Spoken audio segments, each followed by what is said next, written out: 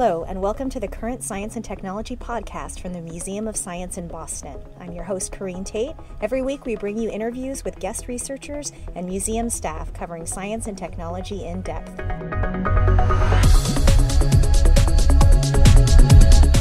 Early detection and accurate monitoring are keys to waging a successful battle against cancer.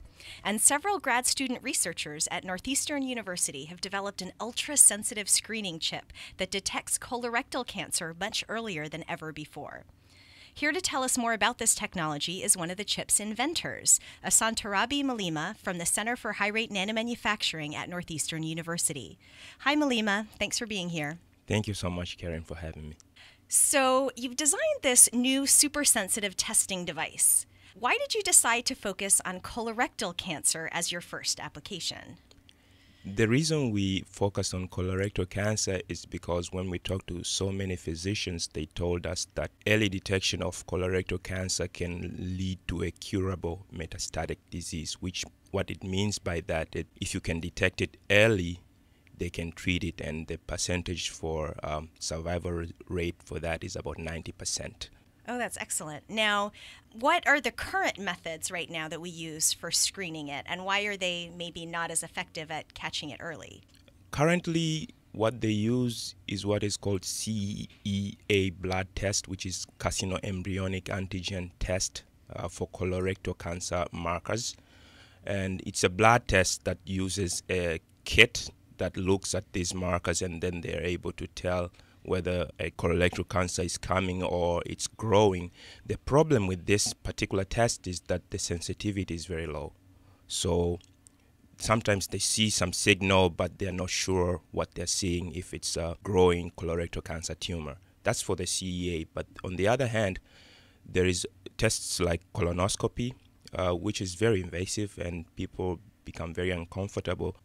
Also, since it's an imaging technique, they can only detect what they can see, and usually for the diseases such as cancer, what you see always is not an indication of a growing disease because of the limitation of what this technology can see.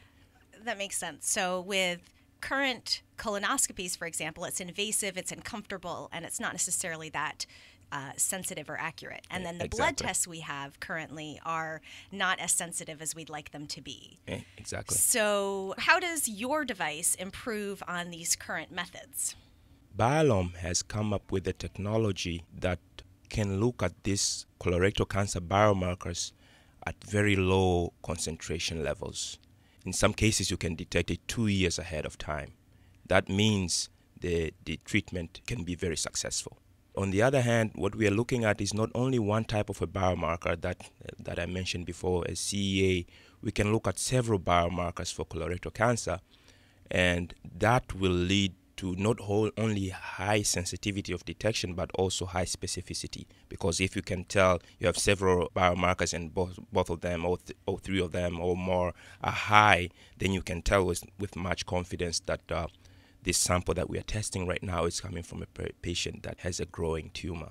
I see. So your device not only can detect really minute concentrations of biomarkers and catch it much earlier than current testing, but you can also test for multiple biomarkers, is what you're saying. Exactly. And on the other side, as a result of technology that has been developed at Northeastern University Center for High-Rate Nanomanufacturing, is that we can fabricate this device as a bulk fabrication. It's very low cost. Can you describe this chip? How is it detecting these biomarkers? Basically, the biomarkers themselves, they're expressed in biological fluids. And the way our technology does is that we use antibodies that can bind to these biomarkers, and in that way we can detect whatever is present in a biological fluid, whichever fluid we are using. It can be blood, saliva. So basically what we do, we have these antibodies functionalize on the surface of nanoparticles, so they can capture very low concentrations. And also the way we are coding these nanoparticles is that we have uniformly distributed. In that case, the surface area for capturing these biomarkers is very high. By only doing that, we are improving the detection more than 100 times comparing to the current available techniques. So that's one aspect. The other aspect, which I mentioned before, is that on this very tiny device, which is about 0.25 millimeter in diameter, we can assemble with up to 4 different antibody functionalized nanoparticles. That by itself allows us to do what I mentioned as capturing different biomarkers, therefore improving the specificity of detection. Okay, let me see if I understand this correctly. So we have a very tiny chip, smaller than a millimeter. Okay. And on that chip, we have 4 areas of these tiny, tiny nanoparticles. Correct. And these nanoparticles are coated with the antibodies that recognize the specific biomarkers in the blood sample, for example. Correct. Ah, I see. And because these nanoparticles are so small, they have a tremendous surface area that allows them to detect very low concentrations of the biomarkers, therefore being really sensitive. Exactly. That's a very elegant design. So assembling these tiny nanoparticles on such a tiny chip would seem like it would be a very difficult task. How are you managing to fabricate these? Is it simple? Is it a very complicated process?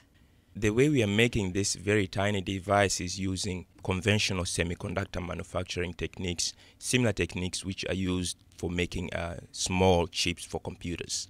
I see. So you're taking something that we typically use for computing and you're applying it to making these medical technologies. Exactly. So where did the idea for this kind of device come from?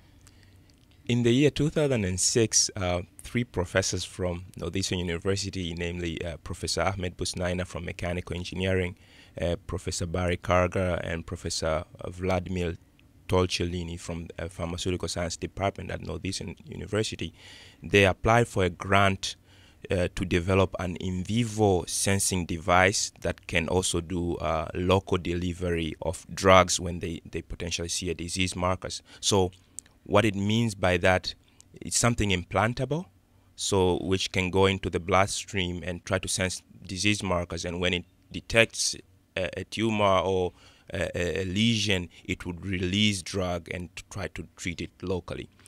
So we were the students, 3 of us, and we decided to take part of this technology that we developed from that 1.2 million grant from WM Keck Foundation, and we tried to commercialize only the sensing part of this big project.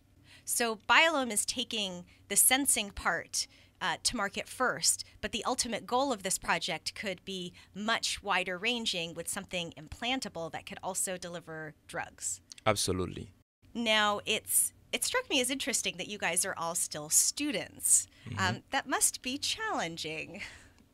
Yeah, in a way it's challenging because starting companies and engaging ourselves in business aspect of developing this device was not in our expertise, but it's something that we have been learning. So that learning that aspect by itself is very challenging, but it's also very exciting because maybe to just to go back, my background is in electrical engineering, and the other colleague, Jihan, his background is in mechanical engineering, and Jadev, his background is in pharmaceutical science. So as you can see, all of us are from different disciplines, and we are meeting and we're trying to develop this technology, and we found that no, we have to learn a little bit more about starting a business and developing this biosensor. But what is interesting is that we see these diverse disciplines coming together and trying to make a technology that can be potentially very useful in the healthcare. And you described how it could be used for colorectal cancer, but is it possible that it has application outside this particular disease? Absolutely. So by design, what we have created is a biosensor platform. Just by changing these antibodies that is coated on the surface of the nanoparticles, we can detect other diseases such as cardiovascular diseases and infectious diseases. So actually currently we are doing a lot of experiments to test this Biolome platform for early detection of heart disease conditions. Oh, so that's exciting. So beyond cancer, you're already testing its possible use in heart disease detection or monitoring. Could it be used for any disease that has biomarkers associated with it? Absolutely. So the way we are doing right now, it just has to be a disease that has a complementary antibody that can bind to that biomarker, and then we can definitely use that on our platform. I know right now you're using it as a chip, but how else might we use this type of technology? In the long run, what we are thinking is, since this biosensor is very small, so what we're envisioning is having this tiny device attached at the tip of catheters and then temporarily implanting into people when, for example, when they go for their physical. Imagine someone goes for their physical, and then while they're measuring the blood pressure and oxygen level and everything, they would have this very tiny device implanted into their vein for like 5 minutes, and potentially it can screen the whole blood volume. The potential capability or possibility of detecting these disease biomarkers, if they're present, is very high. So that's our vision in the long term, is having this device implantable so that it can be used for what they call in vivo detection as well. Now, with your current device, how far along in development are you? We have a working prototype that has already been tested in mice, and it shows the potential for early detection of colorectal cancer biomarkers in human as well. So the next stage will be to use this device and see if it's applicable for early detection of CA biomarkers in humans. Wonderful. Well, thank you so much, Malima, for sharing this really innovative disease detecting technology with us. It's really exciting to hear that this could not only be used for early detection of this particular disease, colorectal cancer, but has promise for detecting a whole range of diseases. Thank you very much.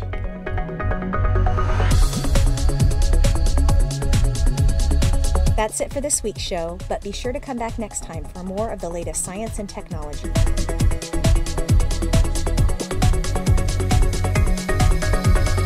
This podcast is a production of Current Science and Technology at the Museum of Science in Boston, part of the Boston community for over 175 years. For more information, visit our website at www.mos.org/cst or email us at podcast@mos.org. Thanks for listening.